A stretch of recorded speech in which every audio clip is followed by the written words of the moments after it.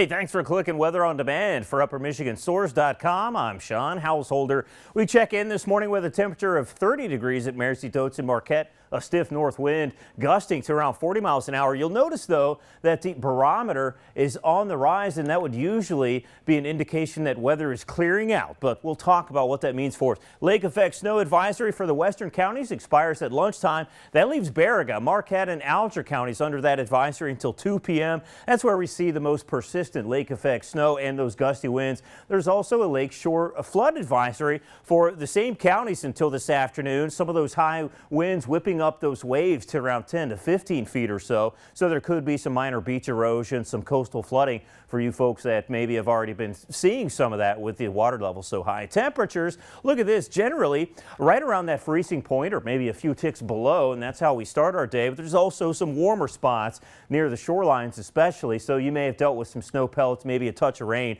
And with these north winds, it's snowing heavy enough to where you may actually see some accumulation even though you might be at the freezing point or maybe above. Look at these gusts. It's a 44-mile-an-hour gust and a 37-mile-an-hour sustained wind in Copper Harbor. Of course, that's one of the most exposed portions of Upper Michigan, but it's certainly a windy day.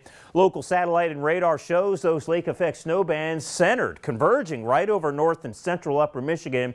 And we did get in on some snow reports. Wakefield last night, actually, around 10 p.m., reporting 5 inches of snow. Of course, it's still snowing on and off there, so we're going to see some additional accumulation. The best snow you would think would be right around the high terrain, the very highest terrain of the Huron Mountains and also up into the Porkies. But we're going to start to see a clearing trend over the western UP, so the best snow would be along that Superior shoreline from Baraga through Marquette and Alger counties.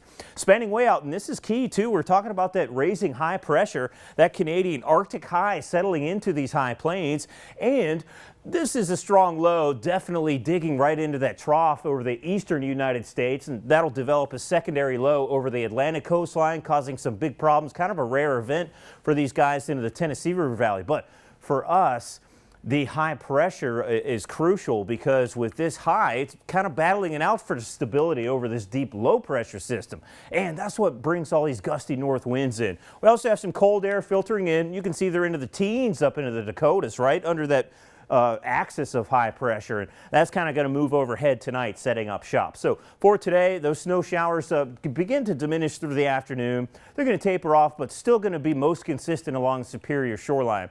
We do have some slick roadways, some wet spots, perhaps some reduced visibility here and there up through the Keweenaw. But luckily, the snow is heavy enough; it's not blowing around too much. And we'll clear things out this evening and overnight as all the ghosts and goblins are out and about.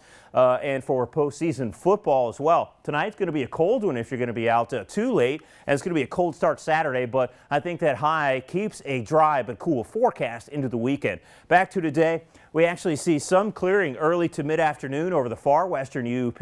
Still every once in a while you get a streamer as the north winds shifting around.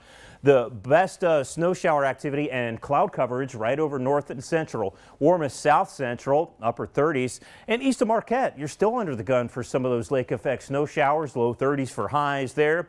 For tonight, Friday Night Football, well, I think over north and central we're still dealing with some limited lake effect snow showers here and there. Still going to be breezy with gusts to around 20 or so. So watch for that. Westwood facing undefeated Ishpeming. Good luck for everyone there. And it's Iron Mountain facing West Iron County. I think the big headline there is going to be the cold temperatures. Maybe a stray snowflake, and it's kind of going to be in the breezy side, but it's definitely going to be one to bundle up for. Temperatures fall pretty quickly with sundown tonight. Look at inland down into the teens. We're still watching a streamer or two of lake effect snow bands. The TV 6-day forecast. And we set our clocks back Saturday. We do keep a dry forecast. Temperature slowly rebounds Sunday into Monday.